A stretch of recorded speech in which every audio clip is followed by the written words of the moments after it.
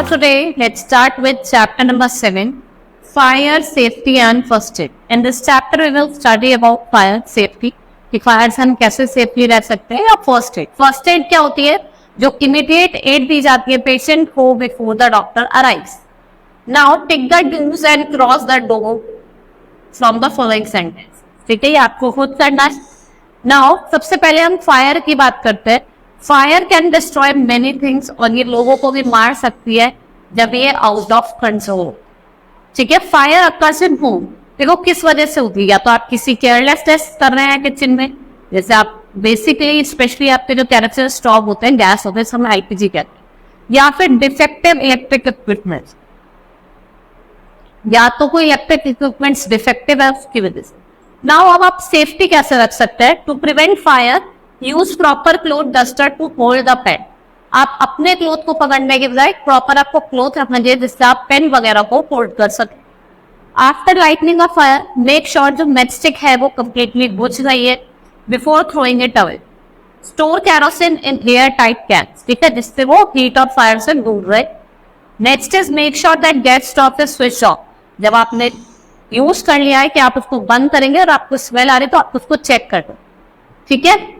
Never keep kerosene stove on the floor, it get knocked over and the oil can split resulted in a fire. जो आपके floor पे oil क्या हो सकता है, split हो सकता है, इससे जल सकती है आग लग सकती है. Never wear nylon clothes. देखो जब आप किचन में काम कर रहे हैं, कैक्टर वगैरह बर्न कर रहे हैं दिवाली पे, आपको नायलॉन क्लॉथ्स नहीं पहनने चाहिए, क्योंकि नायलॉन क्लॉथ्स क्या करते हैं, फायर को इजीली कैच कर लेते हैं. Get in all electric gadgets checked from time to time. If a crack is seen in plastic covering of any wire, अगर कोई भी जो प्लास्टिक कवरिंग होती है बाहर से अगर देखता है कुछ भी टूट रहा है तो आप उसको टाइमली क्या करवाए, रिपेयर कर. Now fire fighting. To keep burning fire needs air. ठीक है, फायर को एयर की नीड होती है. One method of putting out fire, क्या कर सकते हैं, एयर के सप्लाई को कट ऑफ कर सकते हैं, बिल्कुल बंद कर सकते हैं. थ्रू मड और सेंट, जहाँ पे फायर कट हुआ है या सब्सटेंस को मड या सेंट से कवर कर दीजिए. Pouring water over fire cools down the burning substance. Outside कर सकते हैं, एयर सप्लाई को कट कर सकते हैं. Fire caused by electricity can be put out by throwing sand over it. There are special fire extinguisher जिसका हम use करते हैं, और एक सिंपल डिवाइस है जिसके अंदर केमिकल्स होते हैं, या तो give out the gas carbon dioxide, और ये डिस्टिक तरीके की गैसेज ये फॉर्म दे. ठीक है. Water should never be thrown over a fire caused by electricity. Electricity can throw water and give electric shock. जो भी पर्सन उसको टच करेगा वो उसको क्या दे सकता है, इलेक्ट्रिक शॉक दे सकता है. Never throw water on burning kerosene और पेट्रोल. ठीक है, क्योंकि वो लाइटर होता है और वो क्या कहता है, वाटर उस पर फ्लोट करने लग जाता है जिससे आग जलती रहे. इन case of fire is severe, call for help. आप 101 को कॉल कर सकते हैं, that is fire brigade. If cloth catch fire, roll on the ground. आप क्या करें, ग्राउंड पे रोल करें. अगर रग और कोई ब्लैंकेट अवेलेबल है तो उसे ओढ़ लीजिए. Now first aid. No matter how careful we are, accident can happen. Most of the people they do not know what to do when there is an accident or injury. और वो दूसरे person को भी क्या कर देते हैं, panic कर देते हैं. ठीक है. The immediate help given to injured sick person को फर्स्ट एड कहते हैं, और proper first aid can prevent injury from getting worse. अगर आपको immediate aid दे दे अगर आप, तो जो इंजरी क्या होती है वर्स्ट कंडीशन में नहीं आती. Now first aid for burns. अब आप जल गए हैं तो उसमें क्या फर्स्ट एड चाहिए. If the burn is small, burn area को आप इमीडिएटली ठंडे पानी में डालें, और जो कूल एरिया को देखिए ना, ब्लस्टर, छाले नहीं होते, उससे छाले नहीं होते. A severe burn can result in bluster. और आपको कभी भी उनको पिक नहीं करेगा, लोग सुई से या किसी से पिक करते हैं, वो नहीं करना है. If blister break, wash the area with soap और नॉट. अगर वो फूट गया है तो आप उसको साफ पानी में धोइए और उसको एक क्लीन पीस ऑफ क्लोथ से कवर कर लीजिए.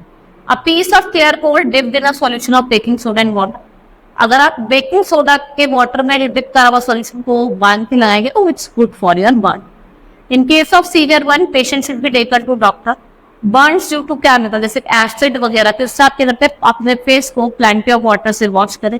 और ट्रीटमेंट जो हम फॉलो कर सकते हैं इन केस ऑफ बर्न वो फॉलो. फिर है फर्स्ट एड फॉर वाउंड्स. अगर आपके माइनर चोट लगी है, कट है, माइनर स्क्रैचेस है, तो wash the wound with soap and plenty of water using cotton और क्लीन.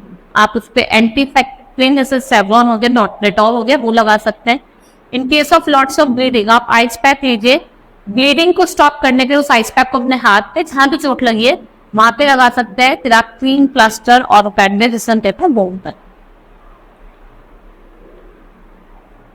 नाउ डीप वाउंड्स, अगर वाउंड डीप है क्लीन करो वाउंड को सोप से और वाटर से, अप्लाई एंटीसेप्टिक एंड लास्ट आप क्या कर सकते हैं, पेशेंट को डॉक्टर के पास ले जा सकते। समटाइम अ टाइट पैंट जैसे हम टॉर्निक को कहते हैं उसको ट्विस्टेड करा जाता है वाइंड पे, जिससे आपकी ब्लीडिंग स्टॉप हो गई। ठीक है, अगर आप प्रेशर लगाएंगे वाउंडेड एरिया पे तो ब्लीडिंग अपने आप रुक जाएगी। फिर आपका एनिमल बाइट, डॉग और कैट बाइट, जो सलाइवा होता है डॉग और कैट का उसके अंदर रैबीज वायरस होता है। तो आपको एकदम से क्या करना है, वॉश करना है बैंड को फ्रेश वाटर से सोप से और उस पर एंटीसेप्टिक क्रीम लगानी। The patient should be taken to doctor. आप क्या लेंगे वहां जाके, एंटी रैबिन वैक्सीन लेंगे। अगर snake bite poison infected by insect वो आपके ब्लड में ट्रैवल करता है और वो आपके हार्ट और नर्वस सिस्टम को इफेक्ट करता है। अगर आप टाइट बैंडेज को टाई कर लेंगे वाउंड और हर्ट के बीच में, उससे जो पॉइजन का जो फ्लो है वो रुक जाता है, कम हो जाता है। ठीक है, the patient should be taken to hospital immediately और आपको एंटी वैनम इंजेक्शन लगता है। क्या लगता है, एंटी वैनम इंजेक्शन। अगर आपके ब्रोकन बोन्स या स्प्रेन, हड्डी टूट गई है, स्प्रेन आ गया है, तो आपको क्या करना है, अब broken bone is called fracture. If you have bone is broken do not move the part of body. अगर आपके हाथ की बोन टूटी है आपको स्लिंग यूज करना है क्लोथ्स, जिससे आपको सपोर्ट देगा और आपकी जो मूवमेंट है उसको प्रिवेंट करेगा। A sprain is a twist in ankle or wrist. ये स्वेल अप हो जाता है, बहुत ज्यादा पेनफुल होता है, जो इलास्टिक बैंडेज होती है be wrapped around the joint, जिससे आप मूविंग मतलब उसे मूव होना करें, रियायन है। The uppermost rule of to remember whenever there is an accident to be calm and call for help until try your best। कि आप क्या करें, इंजर्ड पर्सन को हेल्प करें। ऐसा नहीं है कि आप हेल्प नहीं कर, लोग हेल्प नहीं करते ऐसी छोड़, वो नहीं करना है। हम जितनी हेल्प कर सकते हैं अपने आप को इंजर्ड पर्सन की help. Hope you understood the chapter. That's all for today. Thank you.